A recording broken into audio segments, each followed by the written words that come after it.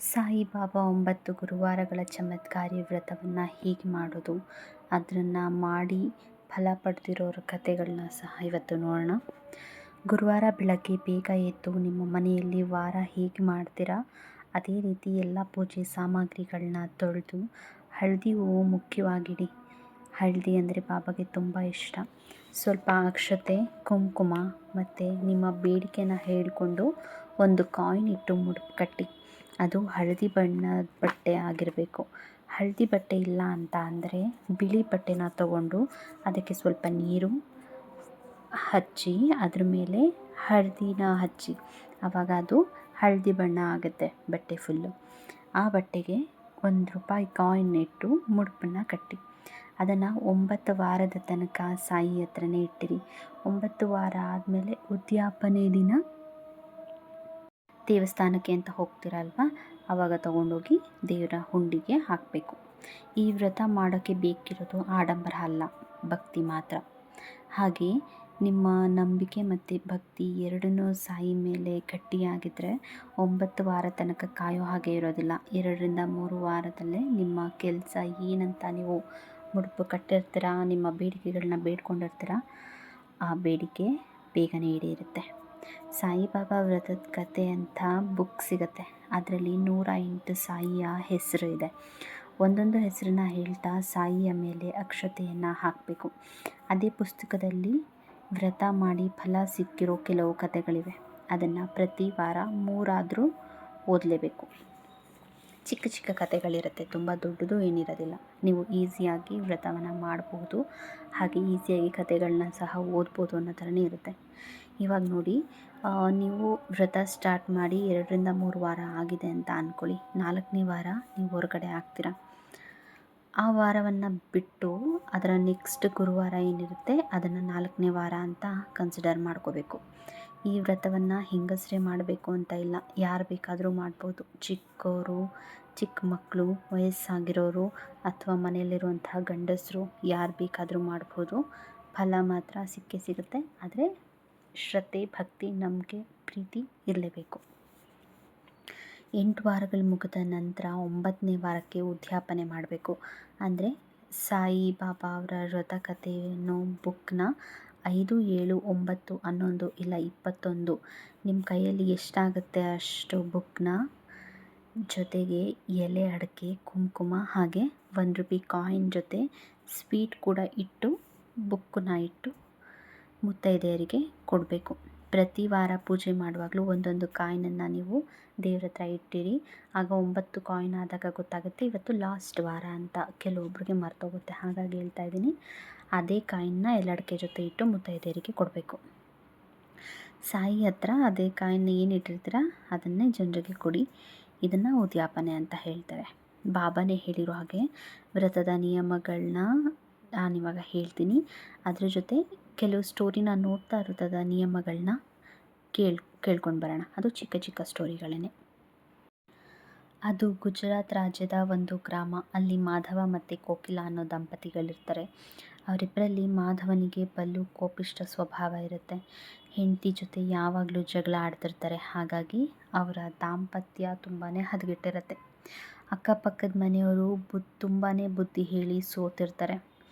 ಮಾಧವ ಏನಿರ್ತಾರೆ ಅವ್ರಿಗೆ ಕೋಪ ಕಡಿಮೆನೇ ಆಗ್ತಾ ಇರೋದಿಲ್ಲ. ಪತ್ನಿಯ ಶಾಂತ ಸ್ವಭಾವಕ್ಕೆ ವಿರುದ್ಧವಾಗಿ ಗಂಡ ಇರ್ತಾರೆ. ಹಾಗಾಗಿ ಸುಮ್ಮನಿದ್ರೂ ಕೂಡ ಗಂಡನೇ ಏನಾದರೂ ಜಗಳ ಮಾಡಿ ಕೆಣಕಿ ಅವ್ರ ಜೊತೆ ಜಗಳ ಆಡೋದಕ್ಕೆ ಸ್ಟಾರ್ಟ್ ಮಾಡ್ತಾರೆ. ಮತ್ತು ತುಂಬ ಕೋಪದಿಂದ ರಂಪಾಟನೆ ಮಾಡ್ತಾ ಇರ್ತಾರೆ. ನೆರೆಯವರಲ್ಲಿ ಹೆಂಡತಿಗೆ ಸದಾ ಅಪಮಾನ ಮಾಡ್ತಾ ಇರ್ತಾನೆ. ಇದರಿಂದ ಅಕ್ಕಪಕ್ಕದ ಮನೆಯವ್ರಿಗೂ ಸಹ ತುಂಬಾ ಬೇಜಾರಾಗ್ತಾ ಇರುತ್ತೆ. ಸಂಸಾರದ ಜಗಳದಿಂದ ಅವನಿಗೆ ತುಂಬ ವ್ಯಾಪಾರದಲ್ಲೂ ಕೂಡ ಸಾಕಷ್ಟು ನಷ್ಟ ಆಗೋಕ್ಕೆ ಸ್ಟಾರ್ಟ್ ಆಗುತ್ತೆ. ತುಂಬ ಹಾನಿಯಾಗೋದಕ್ಕೂ ಸ್ಟಾರ್ಟ್ ಆಗುತ್ತೆ. ಅವರ ವ್ಯಾಪಾರ ಎಷ್ಟು ಮಟ್ಟಿಗೆ ಹಾನಿಯಾಗಿರುತ್ತೆ ಅಂದರೆ ಪ್ರತಿದಿನ ಆಹಾರಕ್ಕೂ ಕೂಡ ತುಂಬ ತೊಂದರೆ ಆಗುತ್ತೆ. ಮಾಧವ ಮನೆಯಲ್ಲೇ ಕೂರಬೇಕಾದ ಸ್ಥಿತಿ ಬಂದಿರುತ್ತೆ. ಬಂಧುಗಳೆಲ್ಲ ದೂರವಾಗ್ತಾರೆ. ಮನೆಯಲ್ಲಿ ಯಾವಾಗಲೂ ಜಗಳ ಆಗ್ತಾ ಇರುತ್ತೆ. ಅದೊಂದು ಮಧ್ಯಾಹ್ನ ವಯಸ್ಸಾದ ವ್ಯಕ್ತಿಯೊಬ್ಬರು ಮಾಧವನ ಮನೆಯ ಮುಂದೆ ನಿಂತು, ಅಮ್ಮ ನನಗೆ ಹಸಿವಾಗ್ತಾ ಇದೆ, ಏನಾದರೂ ತಿನ್ನೋದಕ್ಕೆ ಕೊಡಿ ಅಂತ ಕೇಳ್ತಾರೆ. ಕೋಕಿಲ ಅವರಿಗೆ ಅನ್ನ ಬೇಳೆ ಸಾರು ನೀಡ್ತಾರೆ. ಆ ವೃದ್ಧರು ನಿಮಗೆ ಒಳ್ಳೆಯದಾಗಲಿ, ಶ್ರೀ ಸಾಯಿಬಾಬಾ ಅವರನ್ನು ಬೇಡು, ನಿನಗೆ ಏನು ಬೇಕೋ ಎಲ್ಲವನ್ನು ನೀಡ್ತಾರೆ ಅಂತ ಹೇಳಿ ಬಂದ ದಾರಿಯಲ್ಲೇ ಹೊರಟೋಗ್ತಾರೆ. ಹೊರಡುವ ಮುನ್ನ ಕೋಕಿಲ ಅವರನ್ನು ಕುರಿತು, ಸ್ವಾಮಿ, ನಮಗೆ ಮನಸ್ಸಿಗೆ ನೆಮ್ಮದಿಯೇ ಇಲ್ಲ, ಸುಖ ಶಾಂತಿಯನ್ನು ನಾವು ಕಳ್ಕೊಂಡಿದ್ದೀವಿ, ಬಂದಿದ್ದೆಲ್ಲ ಅದನ್ನೆಲ್ಲ ನಾವು ಕೇಳಿಕೊಂಡೇ ಬಂದಿಲ್ಲ ಅಂತ ಕಾಣುತ್ತೆ. ನೀವು ಹಿರಿಯರು, ಏನಾದರೂ ಪರಿಹಾರ ಉಂಟೆ ಅಂತ ಕೈ ಮುಗಿದು ಬೇಡ್ಕೊತಾರೆ. ಆಗ ಅವರು ನಸು ನಕ್ಕು, ತಾಯಿ ಯೋಚಿಸಬೇಡ, ಬಾಬಾ ನಿಮ್ಮ ಕಷ್ಟಗಳನ್ನ ಬಗೆಹರಿಸ್ತಾರೆ ಎಂದು ತಿಳಿಸಿ ಈ ಉಪಾಯವನ್ನು ಸೂಚಿಸ್ತಾರೆ. ಆ ವೃದ್ಧರು ಆಕೆಗೆ ಶ್ರೀ ಸಾಯಿನಾಥ ವ್ರತ ವಿಧಾನವನ್ನು ಉಪದೇಶಿಸ್ತಾರೆ. ಈ ವ್ರತದ ನಿಯಮಗಳು ತುಂಬ ಸರಳವಾಗಿರುತ್ತೆ, ಆದರೆ ಭಕ್ತಿ ಶ್ರದ್ಧೆ ತುಂಬ ಮುಖ್ಯವಾದದ್ದು.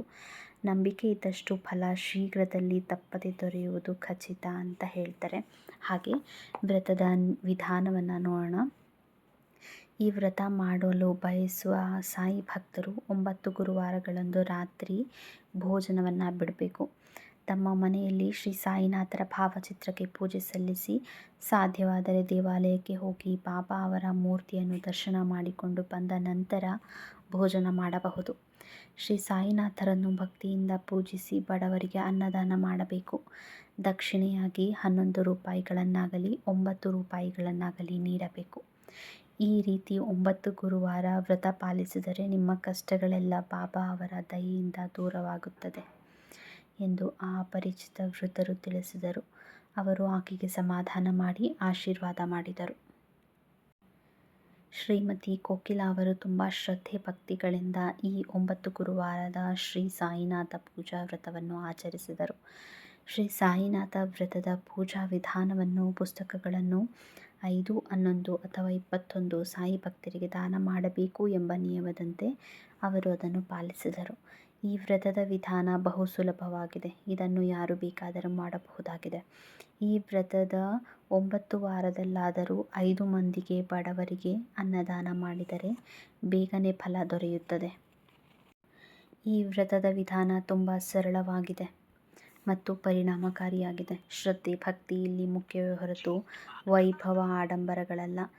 ಈ ವ್ರತವನ್ನು ಆಚರಿಸಿ ಕಳಕೊಂಡ ನೆಮ್ಮದಿ, ಹಣ, ಆರೋಗ್ಯವನ್ನು ಮತ್ತೆ ಗಳಿಸಿ ಎಂದು ಹೇಳಿ ಆ ವೃದ್ಧರು ಕಣ್ಮರೆಯಾದರು. ಈ ರೀತಿ ಕೋಕಿಲ ಅವರು ವ್ರತ ವಿಧಾನದ ಬಗ್ಗೆ ತಿಳಿಸಿದ ವಯೋವೃದ್ಧರು ಆಕೆಯ ಎದುರಿಗೆ ಎಲ್ಲಿಗೋ ಹೊರಟು ಹೋದರು. ಆಕೆ ತಮ್ಮ ಬಡತನ, ನಷ್ಟ, ಚಿಂತೆಗಳಿಂದ ದೂರವಾಗಲು ವ್ರತ ಮಾಡಲು ನಿರ್ಧರಿಸಿದಳು.